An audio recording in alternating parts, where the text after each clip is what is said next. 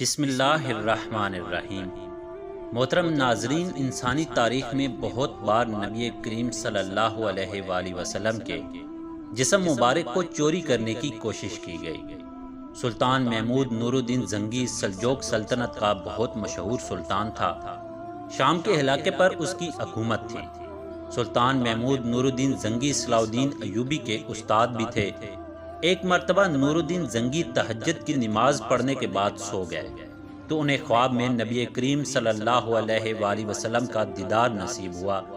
نبی کریم صلی اللہ علیہ وآلہ وسلم نے خواب میں دو آدمیوں کی طرف اشارہ کر کے فرمایا کہ مجھے ان دو آدمیوں سے بچاؤ۔ یہ خواب دیکھنے کے بعد نور الدین زنگی نیند سے جاگ گئے۔ وہ خواب سے حیران تھے۔ کافی ٹائم سوچنے کے بعد ان کو کچھ سمجھ نہ آیا تو پھر وہ لیٹ گئے۔ ان کو لگاتار 3 مرتبہ ایک ہی خواب آیا اور ہر دفعہ خواب میں نبی کریم صلی اللہ علیہ وآلہ وسلم نے فرمایا کہ اے محمود مجھے ان دو آدمیوں سے بچاؤ۔ اب نور الدین زنگی پریشان ہو گئے۔ ان کا ایک مشیر جس کا نام جمال الدین تھا اس کو بلایا اور سارا واقعہ بتایا۔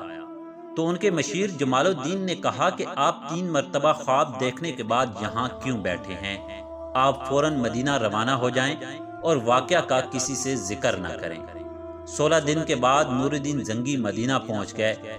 جب وہ مدینہ پہنچے تو وہاں کا گورنر دیکھ کر حیران رہ گیا کہ نور الدین زنگی بتائے بغیر پہلے کبھی نہ آئے تھے۔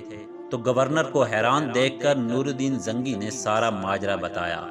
تو گورنر نے کہا کہ حضور کیا آپ ان دو آدمیوں کو پہچان لیں گے؟ تو سلطان نے کہا کہ پہچان لوں گا۔ تو پھر گورنر اور نور الدین زنگی نے ایک پلان بنایا اور یہ خبر پھیلا دی کہ نور الدین زنگی مدینہ کے سب لوگوں میں تحفے تقسیم کریں گے، اس لیے سب لوگ آ جائیں۔ ان کا پلان تھا کہ تحفے لینے کے لیے سارے لوگ آئیں گے اور نور الدین زنگی ان دو آدمیوں کو پہچان لیں گے۔ مقررہ وقت اور جگہ پر مدینے کے سارے لوگ اکٹھے ہوئے اور اپنی باری پر سلطان سے تحفے وصول کرنے لگے۔ سارے لوگ تحفے وصول کر کے چلے گئے لیکن وہ دو آدمی نہ آئے۔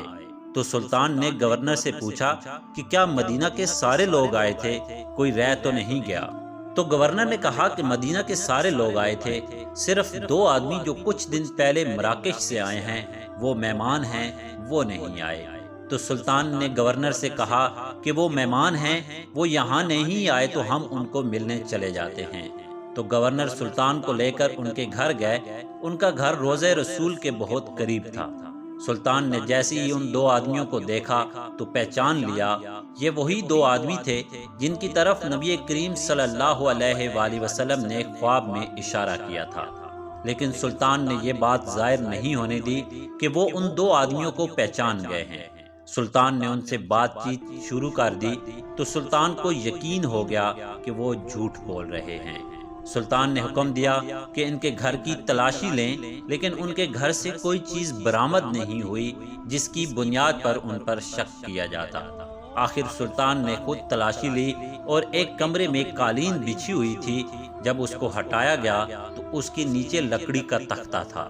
لکڑی کے تختے کو ہٹا کر دیکھا تو اس کے نیچے تازہ سرنگ تھی جو روضہ رسول کی طرف جا رہی تھی۔ یہ دیکھ کر ان 2 آدمیوں نے اقرار کر لیا کہ ہم نبی کریم صلی اللہ علیہ وآلہ وسلم کا جسم مبارک چوری کرنے آئے تھے۔ وہ 2 آدمی عیسائی تھے اور جسم چوری کر کے روم لے کر جانا چاہتے تھے۔ تو ان دونوں کو سزائے موت دی گئی اور نور الدین نے سوچا کہ یہ کام تو بعد میں بھی ہو سکتا ہے۔